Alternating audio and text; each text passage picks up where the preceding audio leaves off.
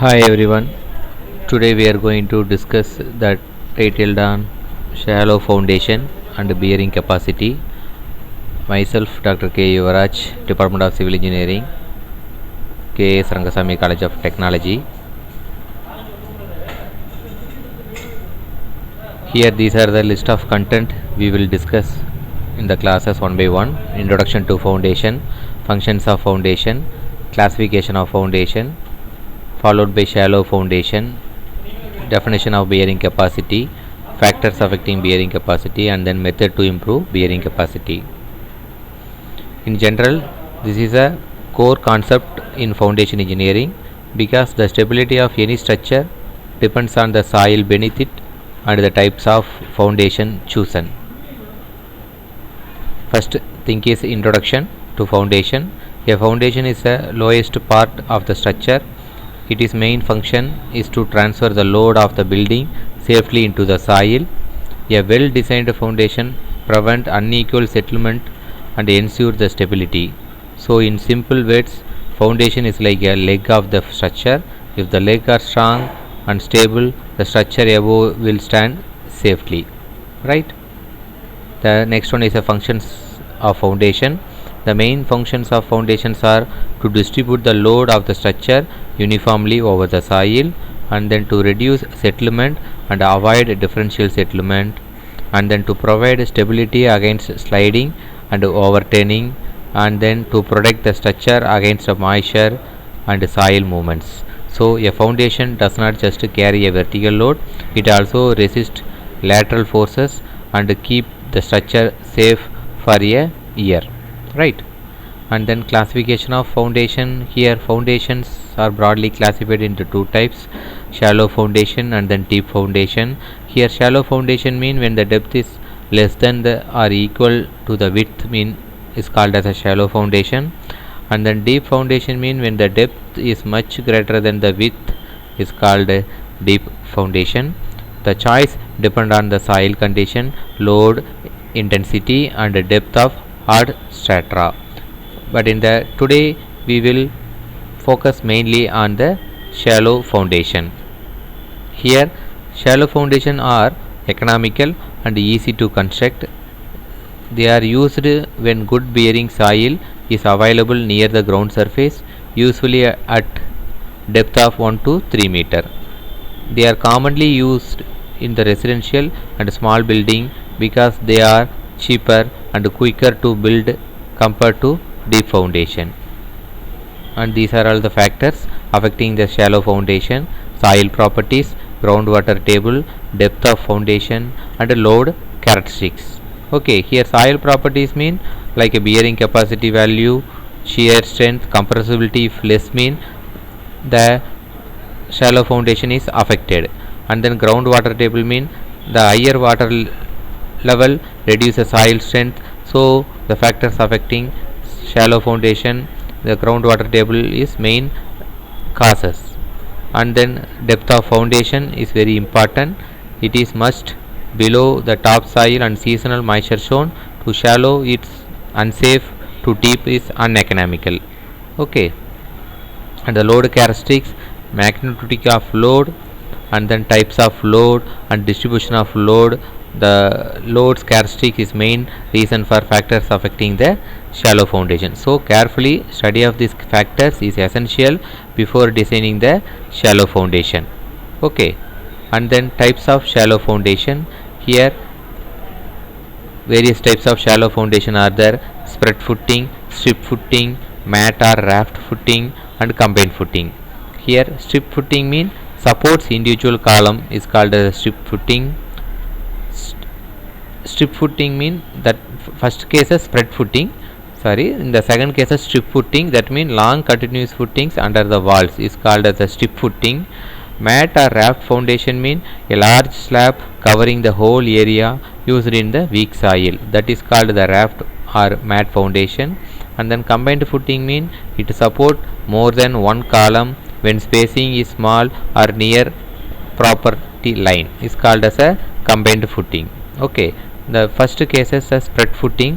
The main advantages used for the spread footings are it is economical and it is used to design and good for small load and required less material, but in the disadvantages cases not suitable for weak or compressible soil. Okay, and also unequal settlement if the soil is non-uniform mean is main drawback for the cases. Okay, this is a diagram for your reference. Here two columns are there, the beams are connected, the beam is called connected beam is called strap beam. Okay, and the next cases strip footing. The main advantages of strip footing are most economical, similarly for strap strip similarly in the spread footing. Okay, and also it is a fast construction, it's the main advantages, less excavation and good if the soil is uniform, but in the demerits are not effective in poor soil and it cannot take concentrated heavy loads. Okay, here major drawbacks in the strip footing. Here differentiate between strip and strap footing, the figure shows that. Okay, and then the mat or a raft foundation, it is a main advantages are distribute the load evenly and reduce a differential settlement and suitable for weak soil, and also it has good for high rise building, but drawbacks are high cost due to large quantity of concrete and steel, and also it has required skill design and construction, and also it has construction it is very difficult if the groundwater is high. The figure shows the mat or raft foundation. Here where various number of columns are connected to the one footing. Okay, and then combined footing. Here combined footing is used when two or more column are close or near a boundary is a combined footing, already you know that. The main advantages are economical compared to separate isolated footing, and it has distribute the load evenly and useful when space is limited, but the demerits are it is has more complex design and it has not suitable for very heavy loads or poor soil and require more reinforcement. For example, small commercial complex in the congested city plot often use combined footing only. Okay, and then next one is a bearing capacity. Here bearing capacity, now let's understand. First thing is bearing capacity, it has a load per unit area that soil can safely support. That means ultimate bearing capacity, it is denoted QU. The maximum load at which soil fail is ultimate bearing capacity, and the safe bearing capacity is denoted as a QU obtained by divided by QU with the factor of safety. So engineers always use safe bearing capacity for foundation design to avoid the risk of failure. Example, if you stand on bench sand, your foot sink because the soil has low bearing capacity, but if you stand on a wooden plank, the load spread and you don't sink. So it's a simple example. Okay, and the second next one is a factor affecting bearing capacity. Here bearing capacity depends on several factors are affected.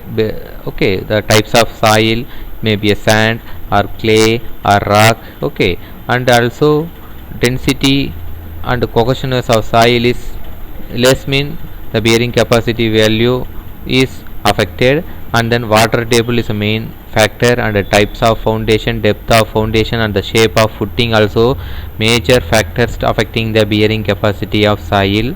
So it is not fixed value but varies depending on the soil and site condition, right? And then method to improving bearing capacity. Here when the soil is weak, we can improve its bearing capacity by using various techniques, by a compaction method or drainage method and grouting method or using deep foundation method. Okay, each method to improve the bearing capacity value. In the compaction method, to improve the density of the soil. In the drainage method, to lower water table. Okay, after that, grouting method, injecting the cement or chemical to improve the bearing capacity value, and also using the deep foundation piles or caisson to transfer the load to stronger layer, so automatically to improve the method of improving the bearing capacity of soil. The next one is these are all the bearing capacity values.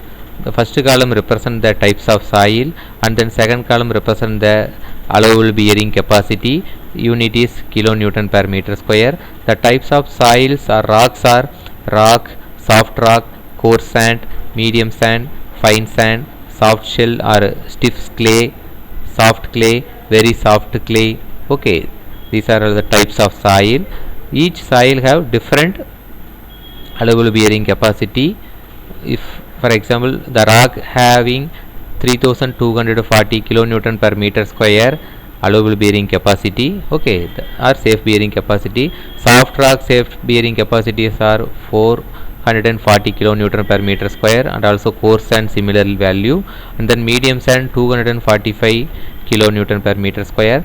Then stiff clay having 100 safe bearing capacity, and then soft clay having safe bearing capacity 100, and very soft clay is very less value, that means 50 safe bearing capacity. Okay, then finally conclude that, to summarize, the foundation are the base of the all the structure. Okay, and shallow foundation are most common when good soil is near the surface, and then bearing capacity governs the choice of foundation, and then different shallow foundation have their own advantages and limitation. Finally, improving soil condition ensure the safety and economic of construction. Okay, always remember, no matter how tall or strong a building look from outside, its safe depend on the invisible part of below the ground foundation, right? Thank you all, thank you for watching.